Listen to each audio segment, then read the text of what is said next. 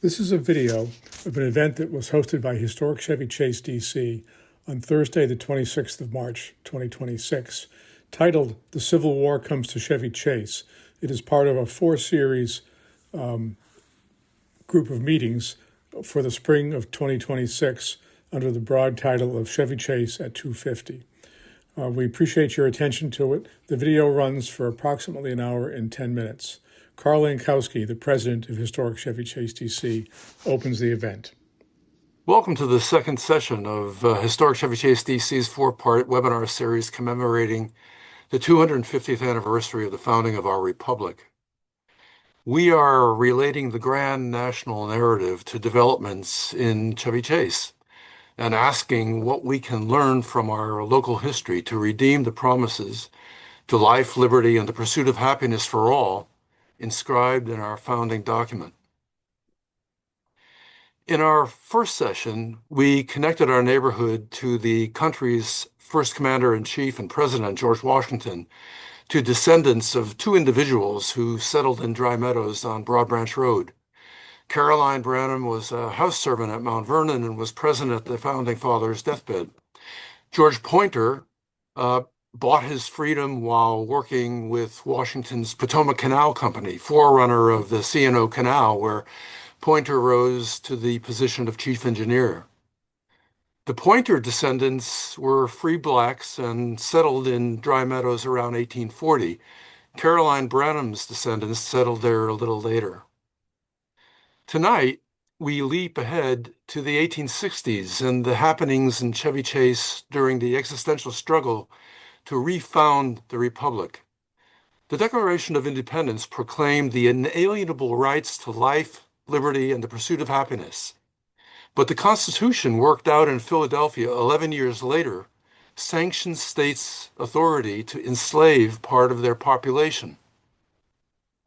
Chevy Chase is in what was Washington County in the Federal District. Outside of Tenleytown, the land, including Chevy Chase, was populated by a few thousand farmers and plantation owners, including free and enslaved African Americans.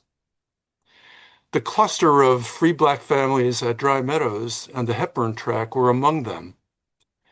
These families thrived in the antebellum years, extending family and business networks that reached into Tenleytown and Georgetown. Now, slavery had been an issue since the American War of Independence from Britain. The author of the Declaration of Independence, though a slave owner, denounced it. Publishing in 1967, the same year as Bernard Bailyn's Pulitzer Prize-winning Ideological Origins of the American Revolution, his Harvard colleague, Barrington Moore, in Dictatorship and Democracy, Lord and President in the Making of the Modern World, portrayed the Civil War as the last bourgeois revolution.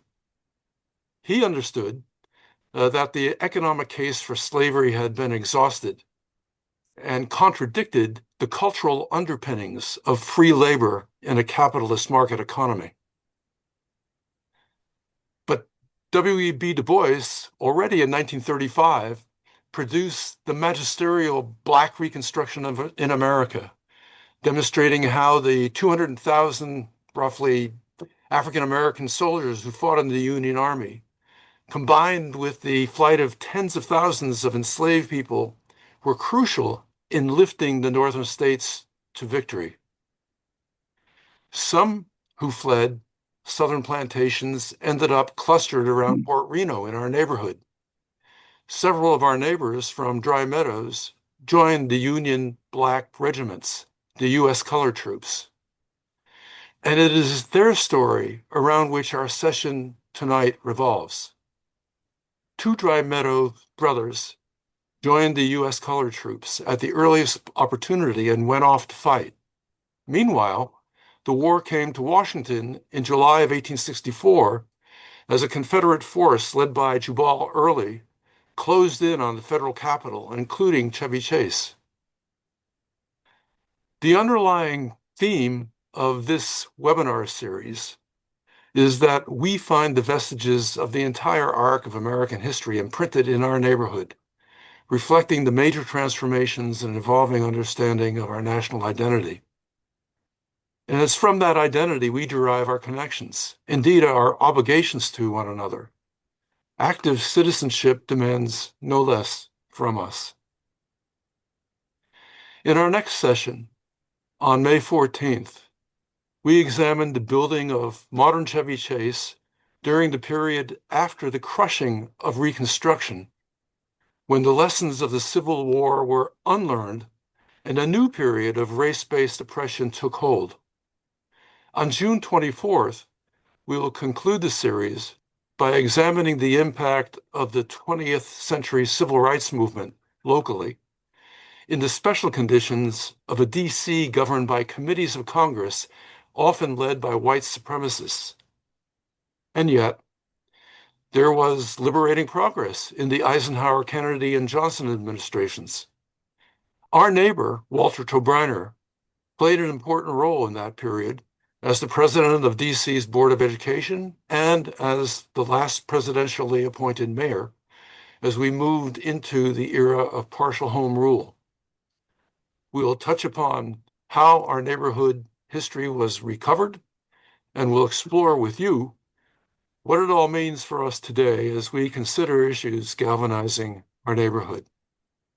So, with an informative and insight hour ahead of you, I turn now to Historic Chevy Chase DC board member Dr. Mark Auslander, who has organized this event and will introduce the panelists. Thank you. Good evening, everybody. Thanks, Carl, for those framing remarks. And we have two wonderful guests who will be speaking to us on aspects of the history that Carl just alluded to. Let's see. And so Gary Thompson of the Alliance to Preserve the Civil War Defenses of DC, who will talk about their wonderful work, and Marquette Minton of the African American Civil War Museum and Memorial. Both are well known to DC history buffs, who you may have seen, and I'll conclude with some reflections on the local African American experience during the Civil War, and especially immediately after. I see we already have a question from Brian about the impact of the DC Compensated Emancipation Act of April 16th, 1862, which runs through so many aspects of this complex story. So we're going to let you take it away, Gary, as we look back at the uncompleted Capitol in the background. All right. Hello, everybody, friends and neighbors. Hopefully you can see my first slide there okay? All right. Well, thanks for having me. My name's Gary Thompson. I live on Northampton Street.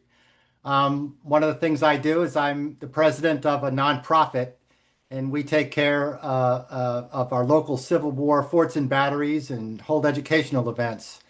Every year we have what we call Fort Stevens Day on the second Saturday in July. So just a quick plug, it's this Saturday, July 11th, over at Fort Stevens, just across the park from where I am. We'd love to have you out there. We're going to have a lot of reenactors and fun things to do. So I'll dive right in. There's been quite a bit written about this topic. These are some of the main secondary sources. I won't read them to you, but if I had to plug one book, it would be Lincoln Citadel. I think it's just packed with a lot of really great information, but I just wanted to show you some sources before I dive in. I always like to start with who was here first. We are here at the very end of the era of human occupation of this era. For centuries, of course, it was our area was inhabited by the Piscataway people, various tribes of that group of Native Americans. And they were mostly along the rivers, but also along Rock Creek. They hunted up and down the creek, drove deer into Rock Creek Valley. And there's still some evidence of their occupation here. Here's some key dates. 1660, the colony of Maryland starts to displace the Piscataway, and we see a spreading of small farms and plantations with enslaved people on many of them, primarily towards the cultivation of tobacco. One example from our own neighborhood is the Belt Plantation, which is on Oliver Street, just off Connecticut Avenue. I know Kate Atkinson and others have done some great work exploring that history, which dates back to the mid 1700s. In 1790, Maryland cedes the 10 square miles of land that forms our capital. And this is a quick little display of the evolution of our district from 1790 to 1791. And then you see there the formation of what was then called Washington County. So we are in what used to be called Washington County. In 1871, it was all merged together, Georgetown, Washington City, and Washington County. But during the Civil War and for most of our history as a city, we were the county. And we were probably a lot more like Montgomery County, Maryland, Prince George's County, Maryland than Washington, D.C. And as you can see here, the population was quite small in the county. The county included also the land across the Anacostia. So even by 1860, there were only about 5,000 people total living in the county area, compared to about 70,000 in Washington City and Georgetown. Overall, in the District of Columbia, there were about 14,000 African Americans, 80% of whom were free persons. About 3,000 were enslaved persons, and most of those, and it's a guess, about 2,000 resided here in Washington County. There would have been a much higher proportion of enslaved persons in the county as opposed to the city. In terms of politics, I mean, it's bad now, but man, it was really bad then. These were the two guys vying for mayor in 1858 and 1860. The guy on the left, John Barrett, defeated the guy on the right, Richard Wallach, who has some pretty ugly facial hair, by a smidge. And there was definitely corruption. There were a lot of riots, some deaths from those riots. This guy Barrett was actually a pro-slavery secessionist, if you can believe it. So much so that in 1861, Lincoln sent him off to prison. So I'm sad to tell you that here in the county, Barrett held the advantage on the vote. So the Civil War starts, as everybody knows, in April 1861, and everyone thinks there's basically going to be one big battle. That one big battle that turns out to be the first of many is Bull Run, or as it's known to the southern side, Manassas. And perhaps you've been out there, but we're pretty close to Manassas from here.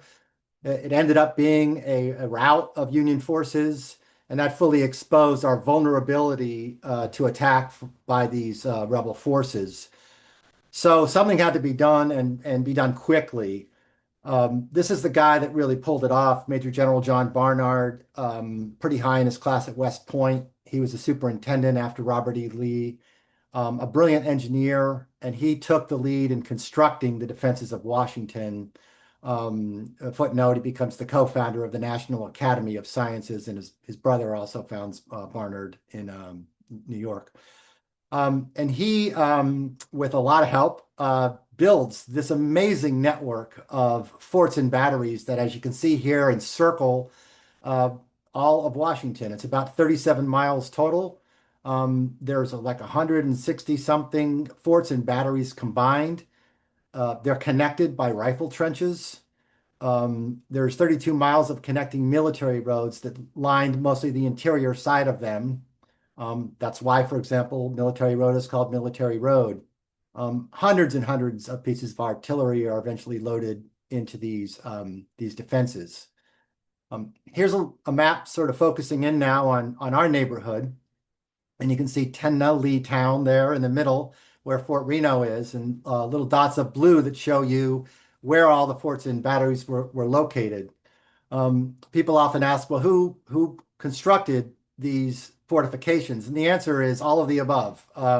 Soldiers, free labor, paid labor, forced labor.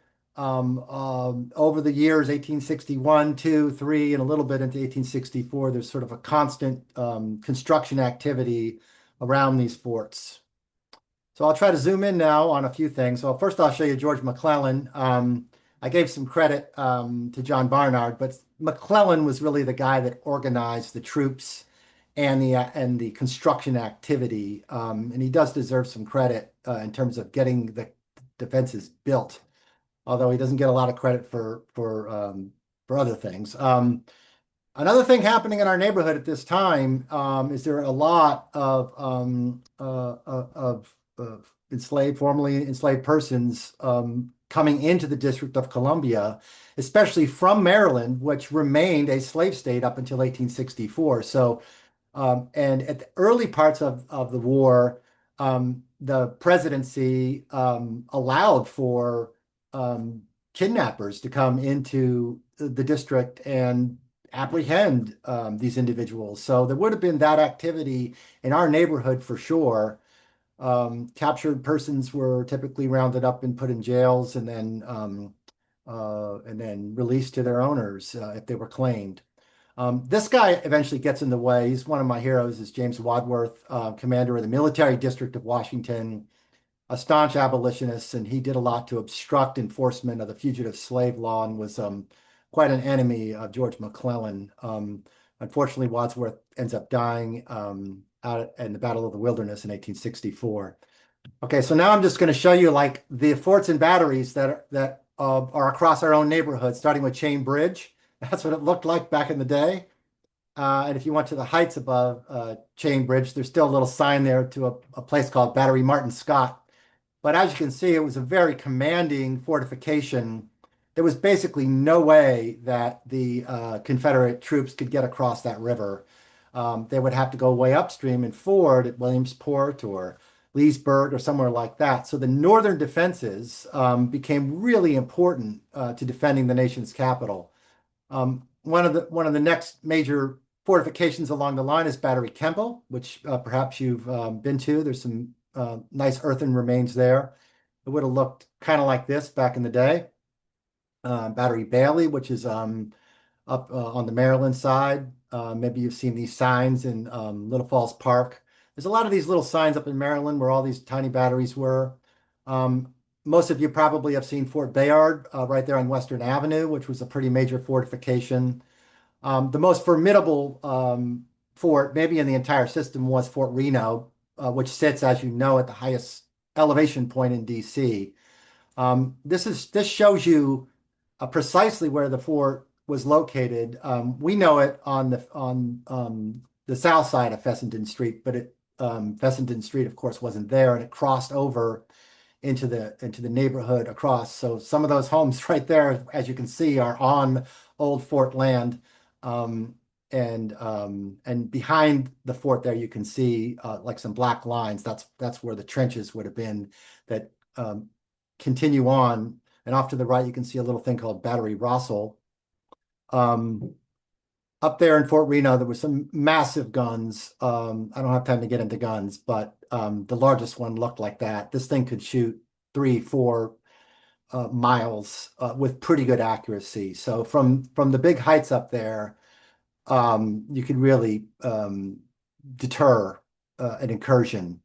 And just look at the back of this photo. You see some trees in the background, and you can kind of get a sense of how barren the land was, because they cut down all of the trees for miles around and in front, especially in front of these fortifications. So the land would have looked a lot different.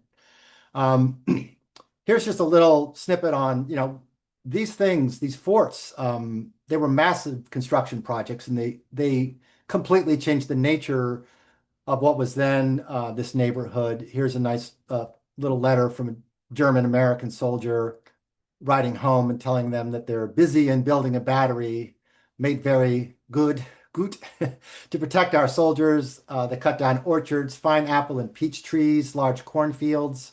So some of these things decimated what were some very bountiful farmlands, in this case, the Dyer Farm in Tenley Town, now known as Tenley Town. So proceeding east from there was Grant Road. Portions of it are still there. It's a very historic road.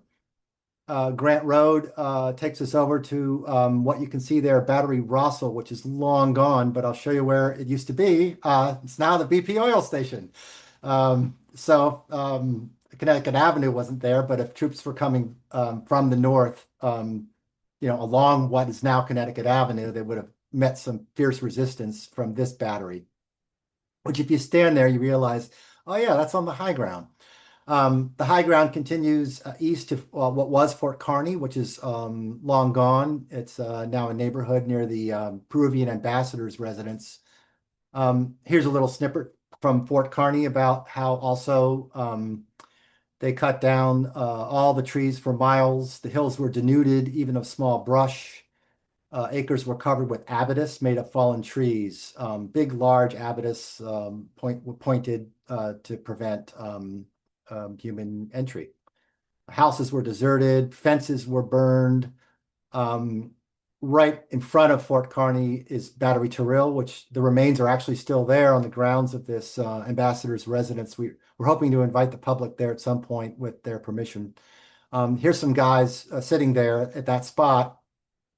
Then you can see in the background, that's going across what we call, I guess, Broad Branch Valley to the other side of that set of elevations. So moving over that way, there is still a tiny little battery. You can see the remains pretty nicely in the woods behind 29th Street. This is right near Ingleside. There's no sign or anything. NPS doesn't like to put signs on it because they don't want people climbing and eroding the earthworks, but it's pretty easy to find. Another thing to mention is all these soldiers are hanging around and they're hungry and they're also bored. So, night raids on farmland are in progress all the time. If you had a farm around here or you lived around here, middle of a Tuesday night in 1862, you might find 5 or 6 guys out in your, backyard.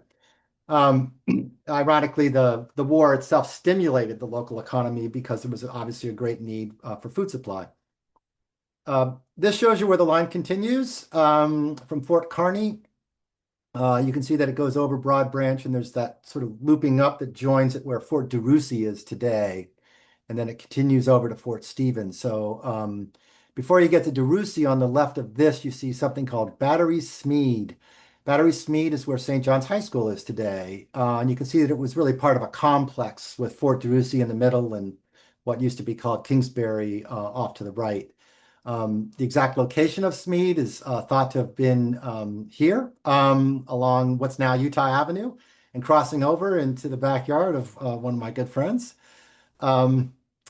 And then, of course, we all know this sign, and that takes you up to where Fort DeRussy is. You probably know that rock. Unfortunately, there's some trees down there right now, but these earthen fortifications are in really good shape. They've been preserved in nature. You can walk around them. You can't walk on them. This is a little drawing of where Fort DeRussy was, and I love to do walking tours there if anybody would like me to do that. Ranger Brian Cheeseborough does some amazing walking tours from the Nature Center if you look him up on the NPS site. Probably looked a little bit like this. This is an old sketch. There's no photos of Fort DeRussy actually. Then Fort DeRussy, as you can see, goes down towards what's called the Battery to the left of Rock Creek, which is still there, but no signage. You kind of got to know where it is in the woods. Once you see these places, you start to realize, oh yeah, that doesn't look natural. So that's the Battery. You see those little rises of hills in the back. That's where the fortifications were at the time, overlooking Rock Creek. There were actually a lot of families that traveled with the troops.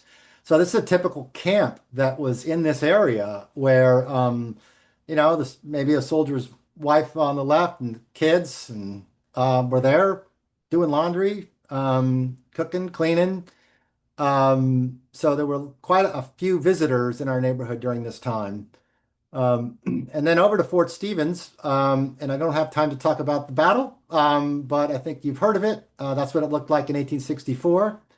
Carl mentioned Jubal Early, Lee's battled man, who had command of Jackson's Old Corps. He took a train to Lynchburg, joined forces with John Breckinridge, former vice president. They had about 15,000 men, and then they walked all the way through north, down the Shenandoah Valley, crossed the river near Harper's Ferry, took a hard right, fought a battle at Monocacy, and then came driving down on DC. So this quickly shows you those red arrows at the top. The one on the left shows you the attempt to explore whether they could get at Fort Reno, led by this cavalry guy, McCausland. They couldn't. There's rumors that some guys rode through the lines, and rumors that one guy had dinner with his family and then went back. And so, by the way, there were Confederates from our very neighborhood, men who signed up to fight for the Confederacy, if you can believe that. But eventually they decide to probe farther east and come down what was then the 7th Street Pike and fought by Civil War standards, a minor battle, but nevertheless a pretty significant engagement right here inside of Washington, D.C. It was fought really in the area in front of Fort Stevens, where the old Walter Reed property is, and about 500 casualties on both sides. Interestingly, Fort DeRussy was heavily engaged in this battle. It also had a 100-pound Parrott rifle. It fired 109 shots compared to 67 from Fort Stevens. So if you lived around here, this would have been a deafening sound all during July 11th and 12th. This is probably this is just a sketch of just to give you a size, a sense of the size of these things that were pounding away that day. You probably heard this, that Lincoln himself was at Fort Stevens and was nearly shot. And if you've never been there, Battleground National Cemetery, there is a very quiet and inspiring place where 41 Union dead lie buried. If you're looking for something to do on Memorial Day and you'd like to honor some fallen troops, we always do a ceremony there with the National Park Service. So think about that next Memorial Day. We also do Wreaths across America, which is in December. And what else do I want to tell you? Just one more minute. The DC Compensation Act, of course, compensated the wrong people, the owners, paying up to $300 per enslaved person to the owners. And so this commission that decided how to dole out this money included James Barrett, of all people. Fortunately, he resigned. But these records are amazing. They're a fabulous primary source to find out the names of individuals who were formerly enslaved from our neighborhood. A lot of people left for better wages. Of course, once they were no longer enslaved, a lot of men were recruited to join the USCT, which Marquette will talk about in a second. I wanted to briefly just mention Camp Barker and let you know this was a major refugee camp. 10,000 refugees passed through this camp. It's 12th in Vermont. And so from this camp, these individuals found employment for wages, not usually as much as their white counterparts, but they were also working in our area on fortifications and other things. And also it was a source of USCT recruitment. There was a smaller camp called Camp Brightwood over at Fort Stevens, which was around a little village then known as Vinegar Hill, but this is the beginning of Brightwood, DC. My last photo are these guys. You've probably seen this very famous Civil War photo. This is taken over at Fort Lincoln. There's a regiment. This is a regiment, I think, near or after the end of the war. So I'll end with this, and I'll just say this, that probably the single most important group of Americans in our entire history are the men who formed the ranks of the USCT, about 200,000 strong, fighting for freedom. So hopefully that's a good segue to Marquette. Thanks, Gary. That was fantastic. I will just quickly share my screen as we lead into Marquette to mention, as we sort of discuss more, the African American experience, both in terms of what was experienced locally and as we go to Marquette. So here's that Confederate attack. And in this upper left-hand corner, you'll see a little red dot. which gives you a sense of where we are in Chevy Chase, particularly where Dry Meadows Farm was. We talked last time, you'll remember, about George Pointer. This is the land that was acquired by his granddaughter, uh, who became Mary Harris, and two of her sons did in fact join the USCT in July of 1863. This is not the regiment that they joined, but it gives you a sense of what a famous regiment looked like at Camp William Penn. And we will now move into the story, the remarkable story of the first United States Colored Troops Regiment. Here it is on review.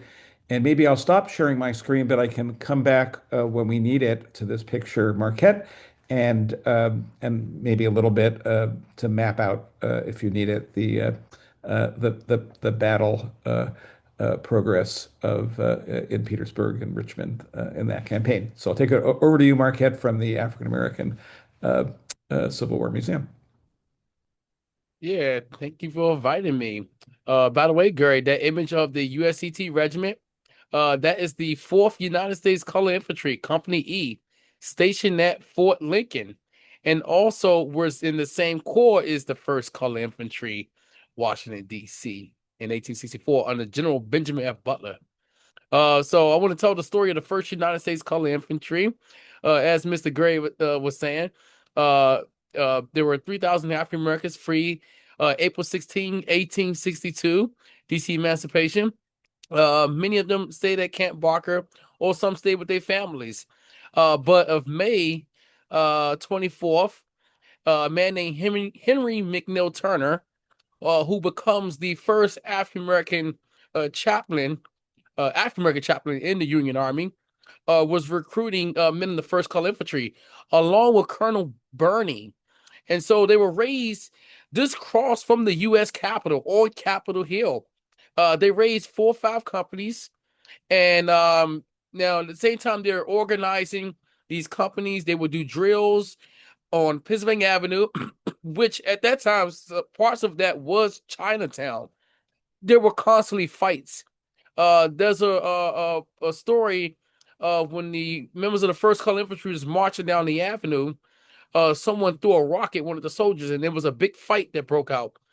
And there's a man named Ross, Private Ross, was beating up the guys that started the fight, and the officers arrest him, but they let them go because they know he was a member of the 1st.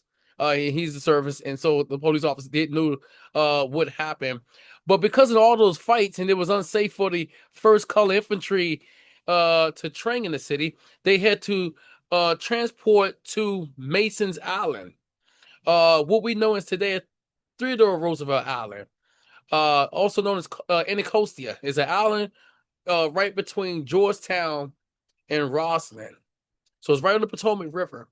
So they established a camp. They called it Camp Green. And by the way, there was a mob that did attack the island. And they ended up pushing the mob out the island. And they ended up getting a regiment from Massachusetts. Forgive me, I couldn't remember the name of the white unit from Massachusetts. But they were there for protection until they raised more companies. And when they were armed, they couldn't be touched. They spent about 2.5 months at Mason's Island, commanded by Colonel Holman. And they were transported into Norfolk, Virginia. Now they're under command of General A. Wild. General A. Wild was actually served in the early regiment of the volunteer regiment, was wounded at the Battle of Seven Pine. He had lost his arm, and then he also fought in another battle, ended up losing his leg. So he had one arm and one leg. And the general was very, very hardcore. Now he commanded the 1st and 2nd North Carolina, the 55th Massachusetts, 1st Colored Infantry, and also the 5th Light Artillery, New York, which was a white light artillery regiment. So in many cases, you can have white units attached with color units attached with white units. And he called it the African Brigade, also known as the African Legion. The 1st Colored Infantry were on Provost Marshall at Norfolk, Virginia, the Kitty Hawk area. Now there were what they call it, the guerrillas. You could say street gangs. They were armed. One officer was shot by one of the guerrillas. This gang. So General Wild had an expedition was to find these guerrillas, these gangs, and they did find out where they lived. They destroyed their homes, took their livestock. They found their families. In fact, burnt the homes. So he was actually, you could say, the first general when it come to total war. Now, as the United States colored troops traveling in the South, they also recruiting large numbers of African Americans off these plantations. They're liberating them. They emancipating them. They putting them in the ranks. They've been trained. They've been trained. Now in May of 1864, General Ulysses S. Grant would transfer a lot of U.S. colored regiments in the front line in every campaign. Many regiments, USCT, are now being signed to General Benjamin F. Butler down in Fort Monroe, which we end up having 26,600 U.S. colored troops and a few white units attached with what they be known as the Army of the James. And the first colored infantry were down the James River, what they call Wilson's Wharf, which they relieved the 22nd Colored Infantry from Camp William Penn. And once the first colored infantry landed in Wilson's Wharf, they're going to plantations, recruiting, they're liberating. There's Harper's Weekly sketch drawings of the first colored infantry. Well, I'm gonna say the African Brigade going through these plantations, and you can see families that happily see men of African descent in uniforms, well armed, well stepped in when it comes to drills. And now they also was capturing a lot of Confederate outposts and destroying a lot of supplies. So they was doing what they call recon, and the Confederacy is not happy. If you're familiar with Confederate General Robert E. Lee, he had a nephew named Fitzhugh Lee. Fitzhugh Lee ran about 3,000 Confederate cavalry, and no military. Sorry, he ran about 3,000 Confederate cavalry, and their plan was to capture these colored soldiers, chain them up, and march them in front of Jefferson Davis. So, of May of 1864, 3,000 Confederate cavalry attacked this Union fort, what they call Fort Pocahontas. You had the 10th Colored Infantry, 1st Colored Infantry. They were behind the earthworks.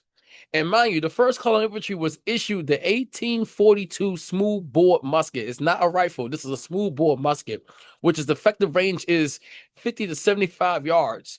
But they did something called fire by fouls, which the men on the far right guy will fire first, then the next two guys, kind of like a ripple. Boom, boom, boom, boom, boom, boom, boom, boom. They also got there was a light artillery, which is the 5th light artillery from New York, also support fire. And so they decimated the lines. Now also there's there's a naval gunboat. A naval had a motor was shot around over the Union earthworks and pretty much decimated the lines and had the Confederacy retreating in the woods. And when the U.S. colored troops, 1st Colored Infantry and 10th Colored Infantry, were on combat patrol, they found a lot of Confederate wounded, dead, and hundreds of wagons full of shackles. It's a good thing they won that battle. Soon after that battle, they were issued the 61 Springfield, which is rifle. Effective range is 200 to 300 yards, but the round can travel over a mile, 1,200 yards. Now, they are in the Battle of Cold Harbor. They are part of Provisional Corps. They captured 50 Confederate prisoners. They're in the first day of Battle of Petersburg, June 15, along with the 5th Colored Infantry from Ohio and numerous other regiments. Mr. Mark, you mind showing the image of the first day of Battle of Petersburg?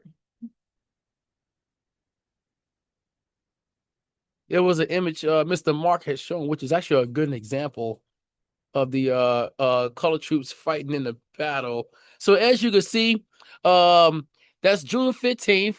And then you also see the next day, they're moving towards Petersburg. And as you can see, there's a long Confederate trench line. And that's going to stretch from Petersburg all the way up to Richmond. This becomes a trench warfare throughout the whole summer. Now, the first color infantry, majority of the guys in the regiment were sharpshooter, marksmen. They were marksing the Confederates off the earthworks.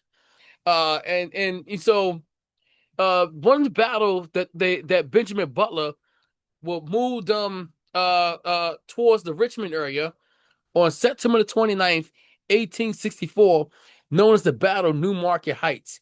26,600 troops. Mission was to break the Confederate defenses of Richmond. And so Benjamin Butler ordered them not to cap their muskets. What I mean by cap, I'm going to show you an example of a musket real quick.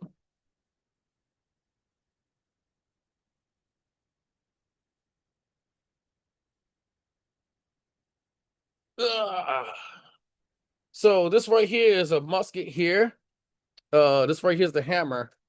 So once you pour the powder and load the round down at the bottom of the barrel, you pull the half cock and you place a charge there, which is called a percussion cap.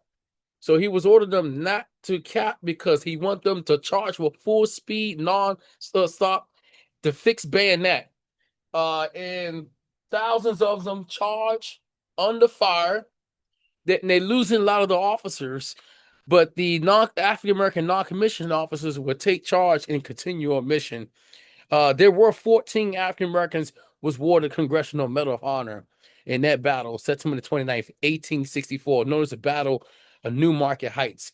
Now, the first color infantry, by December, they are in Fort Fisher, North Carolina. So they're back in North Carolina, and Fort Fisher was captured. They were in the Battle of Folks Road. First color infantry was the first troops to enter Wilmington, North Carolina. After Wilmington was captured, also regiments that they were in first, now known as the 25th Army Corps, we're now part of the 10th Corps. And so first color infantry, sections of the companies in Raleigh, North Carolina, sections of the company in Goldsboro, North Carolina. There were companies were there at the surrender when Sherman forced Johnson to surrender in the state capital of North Carolina. Now, there were many companies in the first, not all of them, but they split off.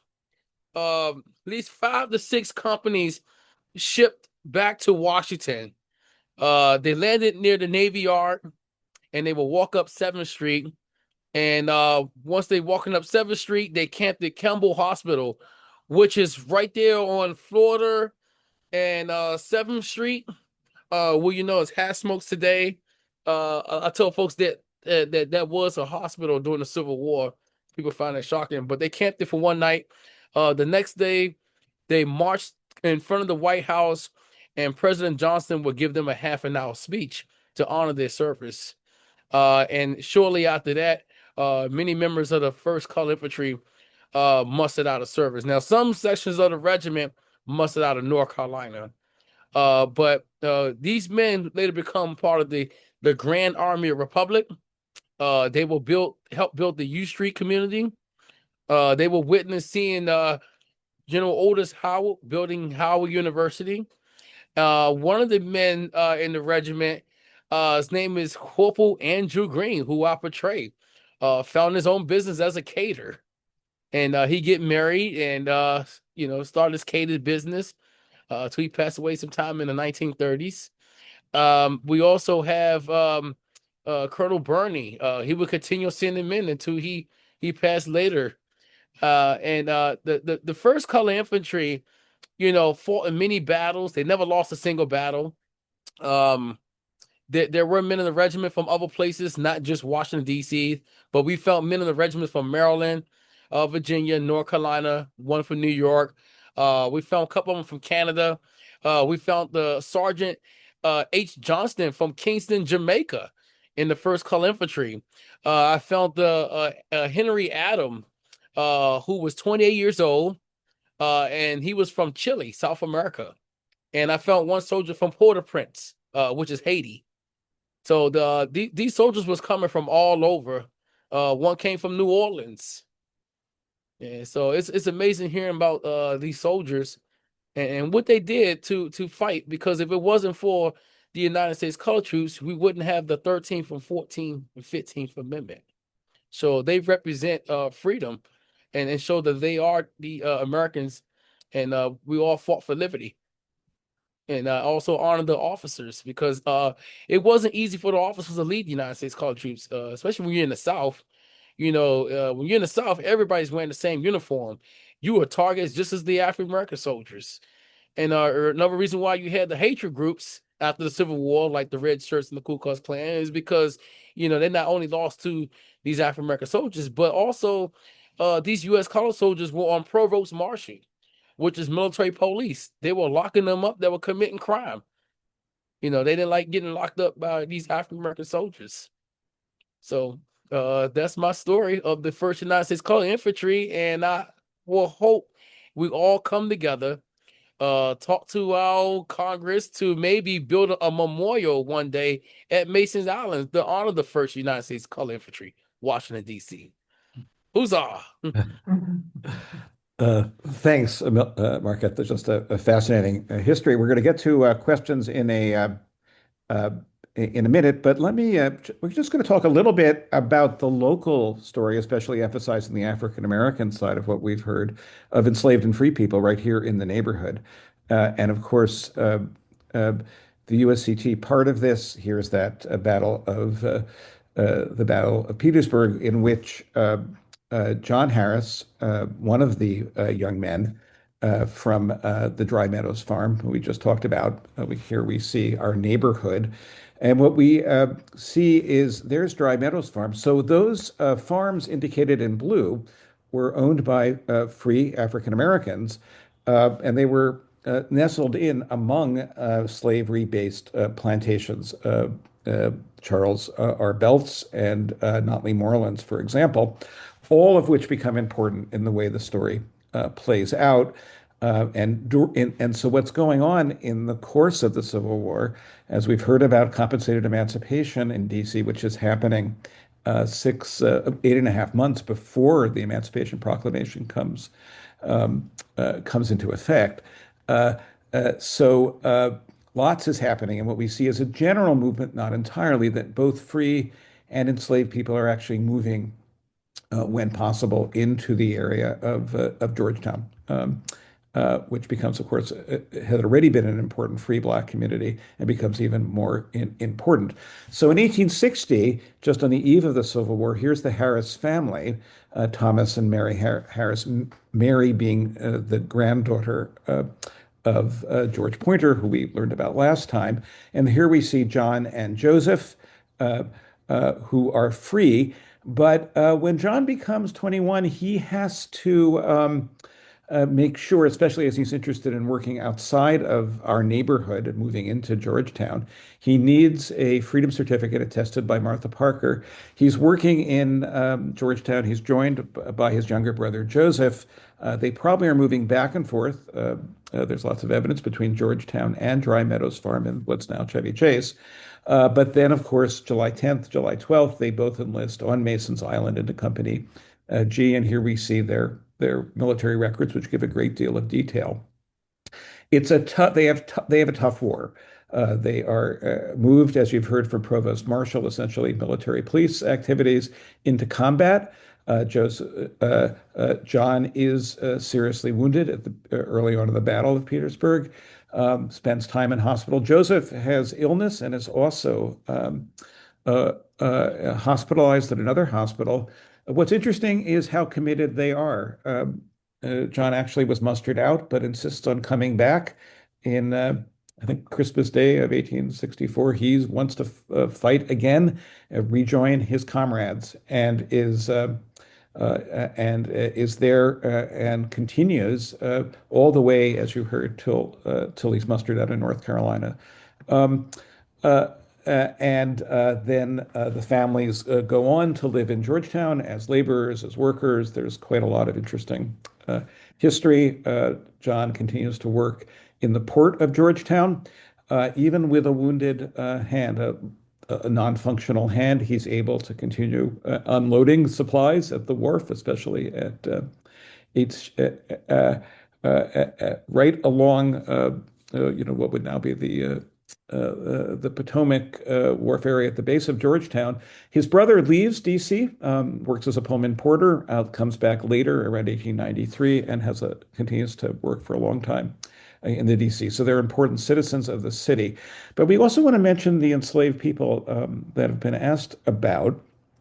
Even on the verge of the Civil War, and this is fascinating hints we get from, as Gary mentioned, those compensated emancipation petitions that list a great deal of biographical information. So three young women from the Belt Plantation, based on what's now roughly Oliver in Connecticut, are uh, are sold just on the eve of the Civil War and end up staying in Georgetown. That would be, sorry, Charlotte Ann Bowie and Clarissa Bowie. And they're sold down to the area that's around the Georgetown Safeway in Dumbarton Oaks, and then continue. Um, Here we can see Charlotte and her nieces, Anne and Clarissa, and they become significant citizens of Georgetown, active in local churches, active in, we believe, in the Mount Zion, in the Female Union Band Society, a self-help group run by African American women that establishes an important cemetery. Uh, and there they are in Georgetown and so forth. But meanwhile, their enslaved brethren who are back up in the belts are enslaved until the important date of April 16th, 1862. And they too have complex connections with another plantation by Notley Moreland, which we saw briefly in one of Gary's maps. Carolyn Bowie, the first name here, is marries George Bowie, and they eventually make their way down into Georgetown as well. We can see them in the 1870 census. The war has profoundly transformed, of course, life possibilities. We see the ratification of of course, of the post-Civil War amendments, with finally the 15th Amendment guaranteeing the rights of African American men, at least, to vote. But in D.C., the story is quite complicated. There were several referendums in D.C. Uh, uh, uh, on the question of African American suffrage, which were roundly defeated. But Congress, at that point controlled by the radical Republicans, overruled. There's a long history of Congress overruling D.C. and insisted that African Americans in the city would have the right to vote. And there's an important election, 25 February 1867. So the world that many of our African American neighbors in Chevy Chase moved into was enormously volatile uh, and there was a struggle in which Black men did successfully vote, including in what's now Rose Park, in the Herring Hill neighborhood, where where John Harris and so many others finally settled.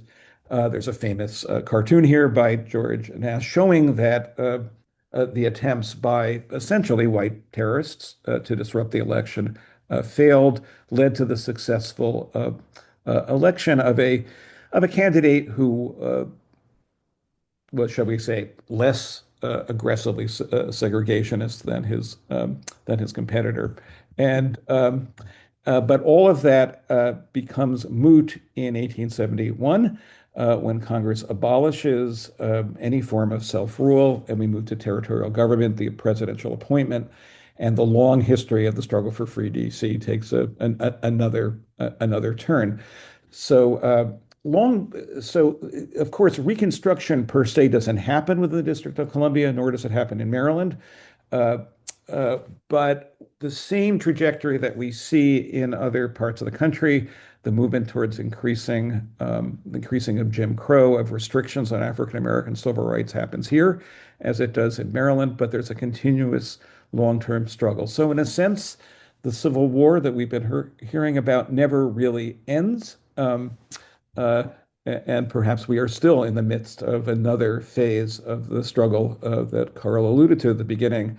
The question of, is the promise of the Declaration of all human beings being created equal still to be honored? It's something we think about and argue about every day here in DC, of course. But that just gives you a hint. We did have an excellent question by Ronald about the Dry Meadows community. That is to say, the Harris brothers were off at that time in uh, fighting in the Battle of Petersburg. But of course, their siblings and their parents were, as you would expect, evacuated. That's also true for the other free African American farm just a couple blocks away from them. The Hepburn Tract had to leave as Jubal Early was advancing. It's a very chaotic and complex period in the summer of 1864. But the families do come back and establish land title uh, and uh, and hold on to that land for a remarkably long time. In the case, as we will learn about next time, it's in this period between the late 1920s and the early 1930s that African Americans were finally forced out of the land that is now Lafayette Elementary School and the Lafayette Pointer Park. The Hepburn Tract, there's some black land ownership that continues, as we'll learn a little bit later. But by 1940, by the eve of World War II, all African American land ownership, at least of the farmland, has ended in this neighborhood. So that last sort of legacy of African American freedom struggles in terms of landed property goes, on hold for some time. DC has a very complex history of civil rights. Um, in the sense of de jure, the laws, the legal restrictions placed on African Americans may not have been as severe as they were across the river in Virginia or elsewhere in the area of the old Confederacy. But we will see dramatically next time the tightening up of control over African Americans' civil and political rights and employment, especially during the Wilson administration. One of the reasons that we all worked so hard to change the name of Woodrow Wilson High School, as African Americans were forced out in large measure of the civil service. So very complicated history, but it is all bequeathed to us by this remarkable history of the freedom struggle from 1861 to 1865, which, as we say, continues in many ways. Um, uh, so we now have chances for questions for those who'd like to. Um, it might be easiest to thank you, Tim, for explaining the muster records. And Elizabeth has a great question for you, Marquette and Gary. Are there any ongoing fundraising efforts to finally have a monument, perhaps on Roosevelt Island, Mason's Island, for the first USCT? Or is this sort of a dream and vision that you have that maybe we should move towards putting on firmer financial basis? Oh, that's just something I want to put in the universe to maybe one day make happen. The only thing we have is the African American Civil War Memorial that listed every last USCT regiment in the Civil War. However, there's certain places are raising money to build monuments. There's one that they built out in Virginia. We have one outside of Wilmington, near Fort Fisher, and you also have a few of them down in Key West. But I would love to maybe do one here in DC of the First Color Infantry. And of course, everybody know of the 54th Massachusetts. They have a monument. But yeah, maybe we can get the community together and talk to somebody and make that happen. And But Mark, uh, we also had a question for those who don't know where the African American Civil War Museum and Memorial are. Where is it, and how do they get there, and when can they see it? yeah, so we're at 1925 Vermont Avenue. We're in the Shaw neighborhood, northwest, in the neighborhood of Howard University, and also the famous restaurant Ben's Chili Bowl. Yeah, so we just 2 blocks up from where Mr. Gary showed Camp Barker, which is now Garrison Elementary. So, and that you can take the metro right there, and when That's you right. We got come our right own out. metro stop. Yep. Great. I'll just add, further to Marquette's comments, and the Battle of Wilson's Wharf to me is one of the most exciting battles to read about in the Civil War, and it would make an amazing movie. I mean, the drama around this battle is incredible, especially when you add the context of what Marquette talked about, that Fitzhugh Lee and his evil cavalry were on the way to re-enslave or enslave these DC soldiers, and they fended them off in brilliant fashion. I mean, if that movie were made, everybody would talk about the DC first, and Uh, in uh, addition to the Mass 54th. I mean, it's that amazing of a story. we reenact that battle every year. In fact, it's coming up June 6th and the 7th. If you all want to see that reenactment, I'm gonna be starting in it. I'm gonna start the battle off. It's a Saturday and Sunday battle. We're camping out with the fire and everything, and they always have cheers with spectators to sit and watch the battle go on. Yeah, Ronald also had a question about African American involvement in the Battle of Gettysburg. I will mention that one of our local residents, William Brooks Jr., who had been enslaved in the grounds that are now Sidwell Friends, and then eventually would live in Reno City on the grounds of the former fort. Fought in the Battle of Gettysburg, was wounded and nursed back, and his descendants remember that he was nursed back to health by a Jesuit from what's now Georgetown College, and at that point did convert to Catholicism. The family in Los Angeles notes that they date their Catholic faith to that remarkable moment during the battle. Marquette, was anything about the importance of the USCT in the Battle of Gettysburg, which was such a significant, the so-called high water mark of the Confederacy? Well, there were no USCT in the Battle of Gettysburg. However, the closest of USCT at Gettysburg was defense of Harrisburg.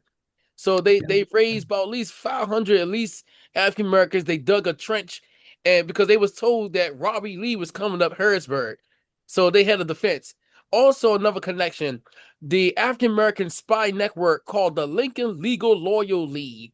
It was the most important spy network of the Civil War. That African American spy network let General Meade know that Robbie Lee was coming up. So that's the connection, and also that there are African Americans in white regiments in Gettysburg, but they're not USCT. That's right. I think that's the case with William And Brooks Jr., right? yeah, by the way, there were African American soldiers in the Battle of Fort Stevens, not part of USCT regiments, but part of white regiments that they happen to be part of, and those are pretty well documented as well. Marquette or Gary, could you just speak a little bit though about the Navy side and why African American service was so important? I know that there were, of course, some people who moved back and forth between USCT and naval assignments, but by the end of the war, I believe a quarter of the Union Navy were sailors of color. Yeah, there were about at least over 20,000 African Americans served in the United States Navy. In fact, the United States Navy always accepted after men of African descent in service since the American Revolution. And so we do have a list of 8 African Americans awarded Congressional Medal of Honor. Last thing I want to mention about the United States Navy, that they didn't restrict them in certain jobs. African American sailors would have the same duties as white sailors. So there were gunners, landsmen, firemen, navigators, engineers, and also corpsmen in the United States Navy. Right. And this goes up into 1913 when President Woodrow Wilson's administration will ban African Americans out of the Navy. They don't come back into World War II, and they only cooks and stewards. But during the Civil War, same duties.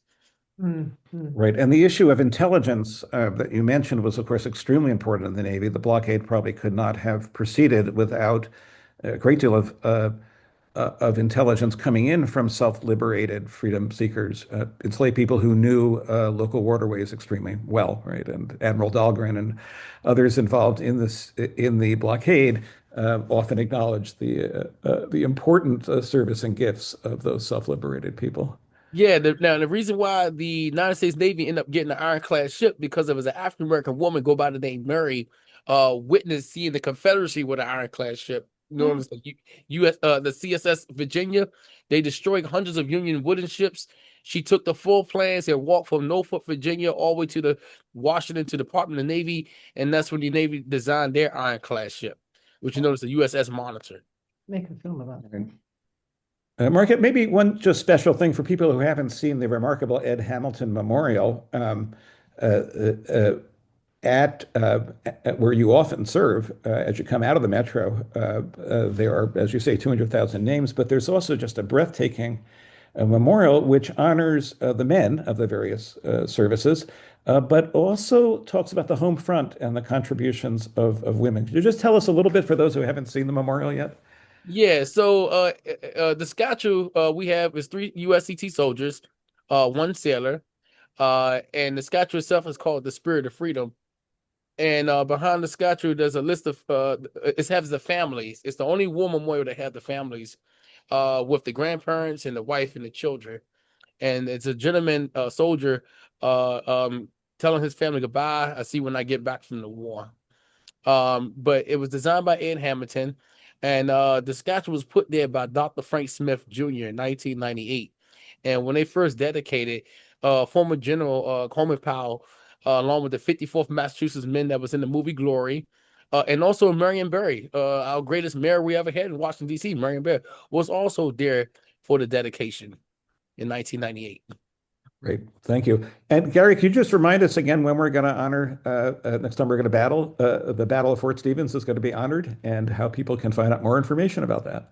Yeah, it's Saturday, July 11th, starting at 10 a.m. We have a nice 1-hour ceremony with the colors presented and speakers of all kinds.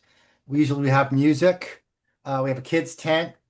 Marquette's usually there in uniform among, about 50 other reenactors. We've got a whole lot of people that just play different roles in the historic costume, not just soldiers. It's a lot of fun. Saturday, July 11th at 10 a.m. We have a little website, our organization. It's apcwdc.com, the Alliance to Preserve the Civil War Defenses of Washington. Fantastic. You can And just Marquette, you have an event coming up on Sunday. Is that right? Yes, my event is the Battle of Adwa for Ethiopia. Like I said, in Ethiopia, the Emperor Todro II, heard about African Americans self-emancipated, and that was the motivation because they was fighting against the British. And then in 1896, at that time, King Menelik II is now emperor, and so that was his motivation when they were invading. He united a lot of tribes within Ethiopia, and they had 100,000 strong, and they defeat the Italians, and that was a good sign to Africa to fight against the colonialists. And Ethiopia, like I said, is one of the countries that were never colonized. So this Sunday we're going to honor King Menelik and Queen Taitu. And this is going to be our 23rd year celebrating at the African American Civil War Memorial. And was also the bringing relationship between African Americans and Ethiopians coming together. Mm. Yeah, and also the grandson of Emperor Haile Selassie, the prince, will be there. Right. I think it's a wonderful example of how the U.S. Civil War, in a sense, was a part and parcel of a global struggle for human dignity. Obviously, enormous impact throughout the African continent, also in Ireland and so forth. Very close connections through Frederick Douglass and others. I will just make a plug that for as one of our friends has just suggested is the anything we can do at Historic Chevy Chase DC to partner with you as you're researching your own history. We are very happy to do that. We work, of course, Kate and others work a good deal on house history, but any help we can give you as you're looking at genealogy and the extraordinary history. All of us have remarkable and unusual and unique histories that tie into these national and international arcs. So with that, we want to thank Gary and Marquette for fabulous presentations. Thanks everybody for being with us. Chaz, do you want to say anything about how people can support this kind of work? Sure, I will. I should also, Mark, thank you for pulling this together. It was a great presentation. You can tell from the comments and the hands rising up through the screen that people loved it. This is the second, so there are two more of these coming, and the dates that Carl mentioned, and we'll put those on our website. But also, we have videotaped this, recorded this, and so it'll be on our website in due course in a few days' time once we can edit it and button it up. And for people who weren't able to attend, we send it to everybody who registered as well. But these things do take some effort. So if you want to become a member of Historic Chevy Chase DC or simply make a contribution, you had a chance to do that when you registered. But of course, we welcome it at any point, and it's easy to do through our website. But with that, thank you again to our panel and the excellent presentations and to the smart questions we got. And we will hopefully see you all again at the next session. Thanks so very much.